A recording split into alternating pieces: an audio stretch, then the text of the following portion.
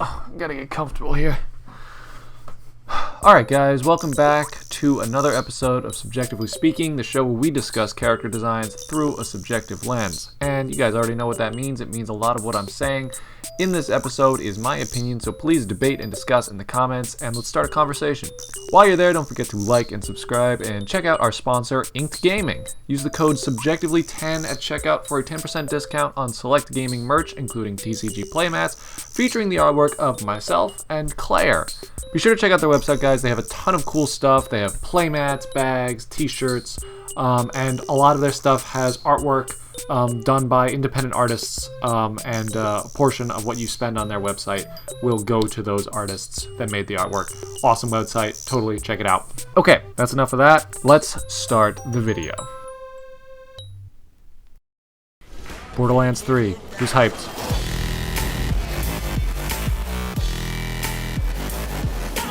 First official trailer dropped last week, and let me tell you, I am pumped. I don't think we've talked about Borderlands, the Borderlands series yet on Subjectively, but they are some of my all-time favorite games, and I highly recommend them for anyone who hasn't tried them. For those of you who aren't familiar, the Borderlands games are a series of first-person RPG shooters developed by Gearbox software. They are probably the company's most successful games. The first one came out all the way back in 2009, yet 10 years ago, and it smashed everyone's expectations for what a first-person shooter game could be. Now, while a lot of people tell you that the most unique thing about the series is their blend of FPS and RPG elements, I'm going to warn you right now, the writing in these games kind of sucks. Let me know if I'm going to run into anything. Ow. But it's okay. If you ask me, the draw for these games lies in the incredibly innovative and immensely enjoyable gameplay, replayability, and of course, the character design. That's a lot of good stuff. So today, I'm going to break down the character designs we've seen so far in the new trailers, and to be completely honest with you, I'm just going to gush a little bit and let out my 14-year-old fanboy, so forgive me if I get too excited. Now, there are a ton of characters in this trailer. I can't spend equal time on all of them, so I might glaze over a few. But let's start with the characters that we're already familiar with from past games. We got Lilith, Brick, Mordecai, Tiny Tina, Ellie, Maya, Zero, Sir Hammerlock, his sister Irelia, Tannis, Marcus, Moxie, and a few other characters who I think I recognize, but I am not 100% sure. You know what, actually, let's start with them because this is a lot of speculation and misinformation on my part, so please help me out.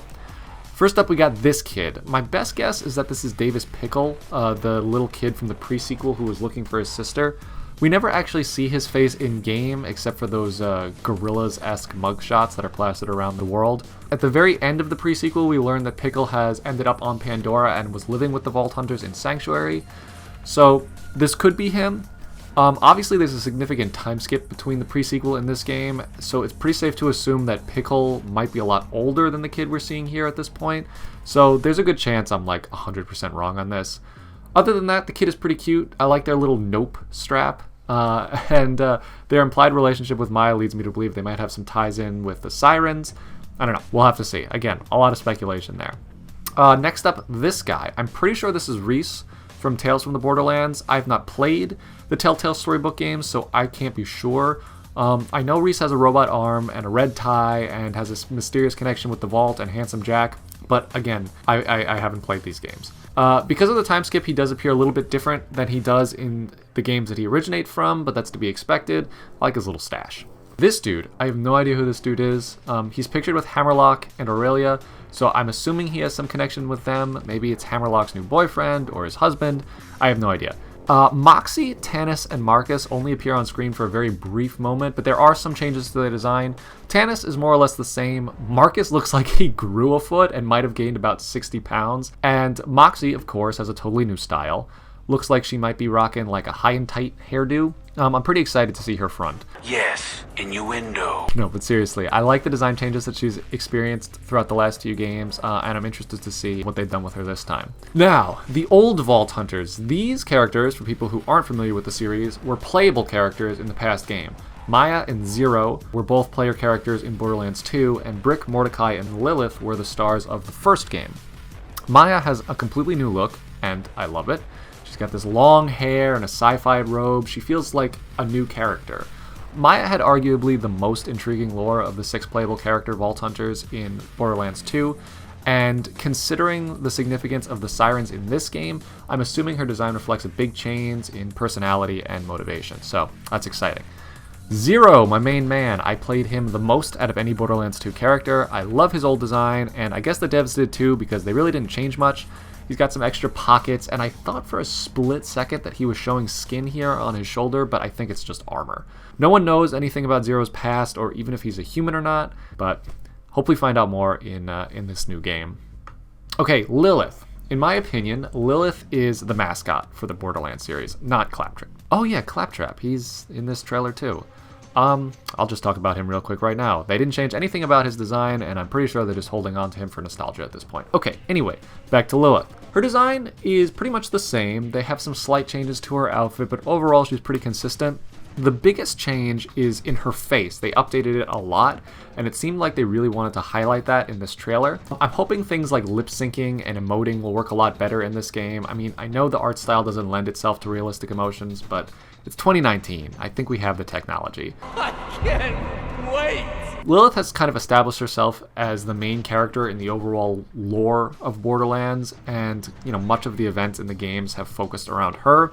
It looks like there's going to be more of that, and I'm super excited. Brick and Mordecai are here too, of course.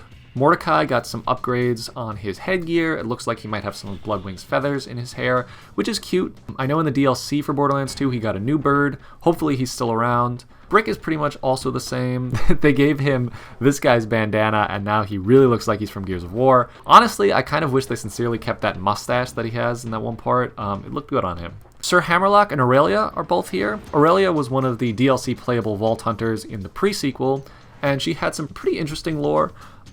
She was more or less a bad guy in that game, as a lot of the player characters in that game were, but I guess she's turned a corner, maybe? I don't know. Maybe she becomes a good guy by the end of Borderlands 2. I don't know, I haven't played her all the way through to the end. In Borderlands 2, you get a lot of character development for your player character, which is really cool. So who knows, she might end up, turning the other cheek by the end of Borderlands pre-sequel. If you know, tell me.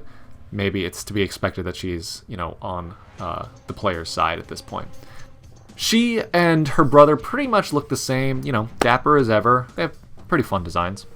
Okay, and the big one, Tiny Tina. Or should I say regular-sized Tina? Why do they call you that? Just look at me. I'll be honest, Tiny Tina annoys the shit out of me, but that's just me personally. The time skip between Borderlands 2 and this game is the most evident in her design. I believe they say that she's 13 in Borderlands 2, and it looks like she might have aged up at least like 5 years. She's still got her signature bunny motif and, mixed in with her affinity for explosives and things that go bang. I'm totally willing to give her a second chance, but if she is just as annoying as an adult, it might actually be even more grating. I want to be on the show. It's the Tina Show. That's the end of my show. I'd like to thank Mr. Talk about me. Okay, now we can move on to the main event, the new characters, the playable Vault Hunters, the main antagonists, and the enemies. First up, the Siren. She looks awesome, and more importantly, she looks like a new take on the whole concept of Sirens. So far, we've encountered 4 in the past games. Commandant Steel, the main antagonist of the first game, Lilith, Maya, and Angel, Jack's daughter. They all have pretty similar designs, and their powers, from what we can see, are also quite similar. This new Siren is buff, badass, and comes with bonus biceps. Already, this design is giving us an idea of what she's going to be like to play, and I, for one, am stoked. The sign of a good game series, in my opinion, is the developer's ability to reimagine the same concept with different design executions, and this Siren exemplifies that strength perfectly. I cannot wait for a melee Siren build. That sounds so cool. Next up, we got Tank Girl. Kind of. I'm not sure what this class will actually be called, but it looks like she'll be filling the soldier role like Axton, Roland, and Wilhelm. Her design doesn't excite me too much. She's got the whole scrapper thing going on, and there's definitely some Jamie Hewlett inspiration in there. What is exciting is this mech suit that she has, like this big old junker that looks like it's one of the Titan Falls mech's gross uncles. I love it.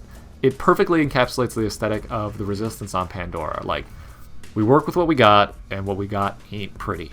This mechanic looks like a lot of fun to play. That's a pun. Got it. And I hope she gets a few cool heads to make up for her kind of generic design. Alright, this dude. Now, you guys know I have a personal bias against designs like this, so I'm just going to say that I am the least intrigued by his design out of the 4 Vault Hunters. All I can tell about this character so far is that he's kind of older, he has Hyperion colors, and he kind of gives me Handsome Jack vibes. He also uses that same digital cloning technology that Handsome Jack uses, so who knows. I'm speculating wildly here. These could all just be coincidental design choices, but if I interpret it that way, someone else must have too, and they should have been able to realize that while they were designing him. I don't know. 5 out of 10. And we've saved the best for last, the Beastmaster. Now, this character, the developers talked about probably the most before the trailers actually dropped, and I knew right away that I was going to love this guy. He has every design element that I enjoy in a character. Big upper body, little legs, mask, one eye, possibly a robot, and an affinity for beasties. I know for a fact that his abilities and gameplay will be based around taming and using the creatures of Pandora as weapons at his disposal, which is an awesome idea for a character. This is such a brilliant... I mean, I feel bad about gushing about him so much without talking nearly as much about the other characters, so I'll keep it brief.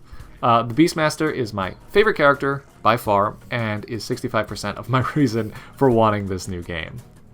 Okay, now we can move on to the baddies. Here's the thing about Borderlands. Everyone kind of looks like they can be the bad guy.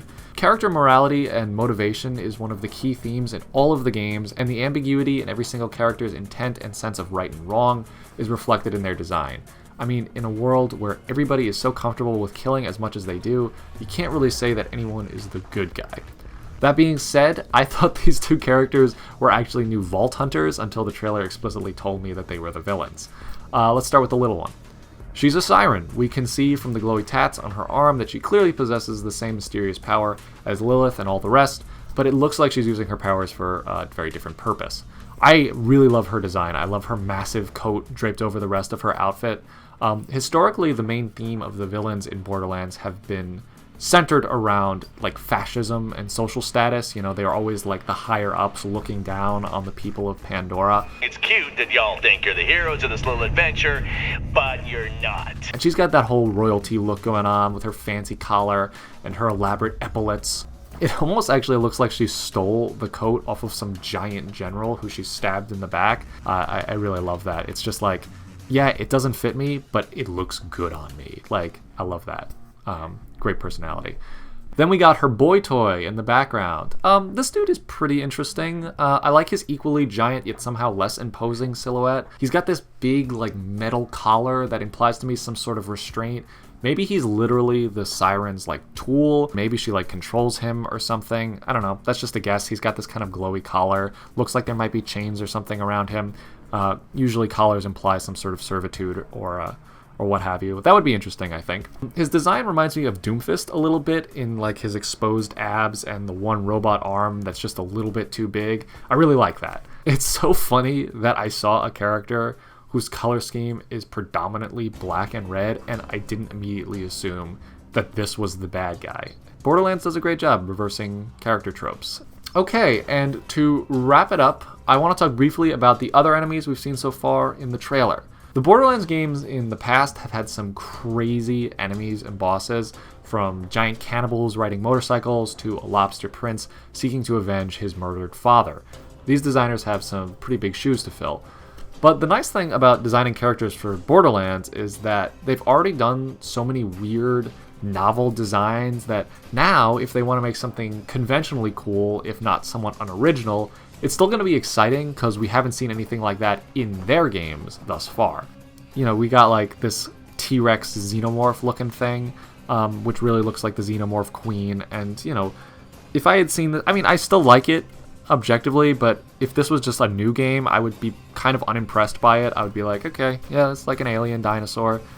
Pretty cool, something I would have come up with when I was 14. But seeing it in Borderlands is really exciting because most of the enemies, or at least the creatures in Borderlands, don't really have a lot of recognizable features from animals that we're familiar with. So seeing one, it's like, oh my god, they're finally dinosaurs in Borderlands. Like, that's fun.